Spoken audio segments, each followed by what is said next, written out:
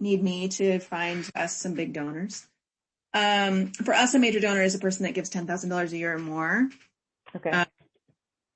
But I mean, like, that's just an arbitrary number that we've chosen organizationally, that the fundraising committee has chosen. Okay. So, I mean, it could be a person that gives 50,000. It could be a person that gives 100,000. People who we need, there are not that many funders that give unrestricted dollars. The way other organizations get away with it is because they're not portfolio organizations, because they do or because they're able to say that everything they do is one thing. Like, for example, Muso, right? Like, they can say your gift supports everything at Muso. So they don't have to make a request for funding that is very targeted for a project. They can make a request just to support Muso. Yeah. It's really tough for us because our solutions are spread wider.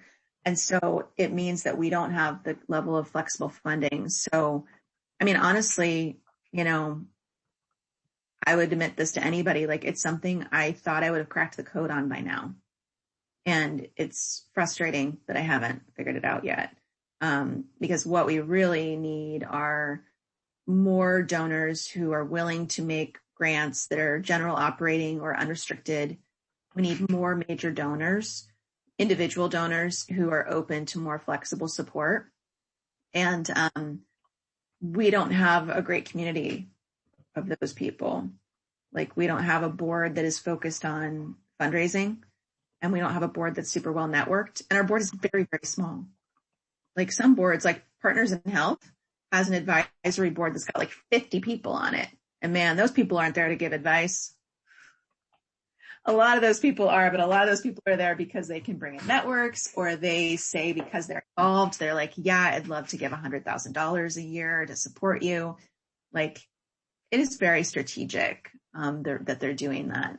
So we make certain decisions for good reasons, but they do have repercussions and on our ability to have flexible funding. Yeah. Okay. Does that all make sense? Yeah, absolutely. Totally makes sense. At this point, I have no opinions as my independent researcher. But let me then ask you a little bit about... it's super weird to talk to you and you not have opinions, FYI. This is not normal. I'm doing a great job as a researcher. This is my degree. Mariam suspended her entire personality in order to get this information. and I think that's a good thing, right? To hear it's great. No, it's just really funny because one of the things I know I can count on typically is that you will have thoughts and opinions and questions. So I'm like, okay. Yeah. I mean, that is a compliment, by the way. I'll take it as one. But I agree. I think in normal circumstances also I need to give people space to say more, talk less, say more. Didn't mean that at all. Let me move my questions a little bit more to Village Reach's internal structure that there is, and ask you, who are the key decision makers at Village Reach? About what? In your opinion, anything. In your opinion, I know we have a formal structure, and then there could be informal structures, right? Who is, in your view, if you need something done, decision made, policy, structure wise, who's the decision maker in your view? It's changing. I would have said a year ago, Emily, 100%. When I need something, I go to Emily. Okay. I think we're starting to do a better job of doing what we say we do, of using the global management team as a advisory body, and having the executive team, really making the decisions with input from the global management team. And I think Emily is doing a good job of, pushing back at me when I go to her for that purpose to, remind me that I should also check with Patrick. When when it comes down to it, Emily is still the president. Emily is still the final decision maker on things. I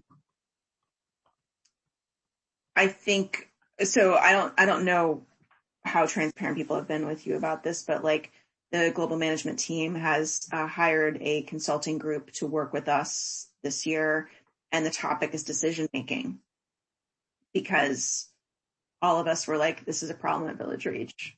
We are figuring out who makes decisions. We want to be an equitable organization. We want to be, a dotted line organization, which creates churn. Like hierarchy sucks in a lot of ways, but hierarchy does not create churn. So we're grappling with that question of decision makers. Emily and I were just having a conversation about that today about, when a solution owner and a country director are in conflict, the country director decides, but we don't feel like that's necessarily accepted across the board. Like we feel like solution owners or GTT teams may not agree with that, even though that's the principle that we have in place. And so I think that we do need to do a better job of being clear about who the decision makers are and when, and articulating that and reinforcing it, because it's kind of like, with a kid, right, where you like say at one time yes and the other time no, and the next time yes, people are like, I don't know what the real truth is here. And the GMT is very aware that that's a problem. The business development team is very aware that that's a problem. Yeah. Do you want to give an example? Sure. I give so many. So one is business development decisions, like the business development team, me, Jess, Patrick, Olivier, are supposed to be more of a consultative body, more of a strategic body, help make decisions about go, no go on big decisions, for, like significant opportunities. We're not really supposed to be gatekeepers. We're not really supposed to be, a bottleneck, but people are floundering, or like, the awards, and contracts team is like, but there's 20 proposals that are all due right now, and who's deciding which ones we really are going for and which ones we aren't going for? And if it's not the business development team, who is it? And we're like, but that's not our mandate. And they're like, then whose mandate is it? And the answer is no one. Another example is we don't have a Salesforce administrator. So instead we have a Salesforce community of practice where a bunch of people that use it a lot get together and try to make decisions together. Which is very collaborative. It is very much in line with Village Reach's collaboration principles, but it makes decision-making hard, and it makes it difficult to have no person that, like, nobody really knows who to go to ask questions about it. So those are a couple examples. Do those work for you? Yeah, absolutely. Let me just write this down. Okay. And in decision making, when you think about organization, decision making, and leadership, is there anybody that comes to your mind that you think should be part of the decision making process but is not right now? I think right now we probably have too many cooks in the kitchen. Okay. It might be the opposite, or maybe it needs to be. Maybe it needs to be more clear how decisions or how input gets brought to the decision-making bodies, right? So, if I'm representing very few people, I'm representing a very small team, but Jess is representing an enormous team. How do we make sure that the voices of all the people that are on her team have had an opportunity, because it's very easy for me to bring the voices of the people that I work with regularly. No problem.